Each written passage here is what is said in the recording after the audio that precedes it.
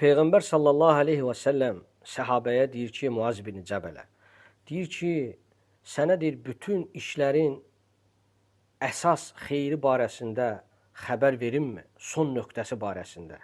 Yəni ki, bütün işlər nə ilə tamamlanacaq və onun haqqında xəbər verimmi? Muaz bin Cəbəl deyir ki, bəli, ya Rasulallah. Rasulullah sallallahu aleyhi və səlləm deyir ki, dilini qoru, dilini saxla. Nədən? Yəni, bütün günahlardan, qeybətdən, nəmmamlıqdan, insanların irzinə toxunmaqdan dilini qoru. Fikir verin, səhabə Muaz ibn Cəbəl deyir ki, ya Rasulallah, məyər biz hər danışdığımıza görə sorğu-sual mı olunacaq? Allah Rəsulü buyurur ki, anan səni itirsin, ey Muaz. Bütün insanların üzü üstə cəhənnəmə atılmalarına səbəb, məyər onların dilləri ilə qazandıqları deyilmi? Bu hədis nəyi göstərir? Yəni, insan dili ilə hər hansı bir günahı qazanırsa, onun cəhənnəmi qazanmağına səbəbdir. Allah qorusun. Allah bizi bağışlasın.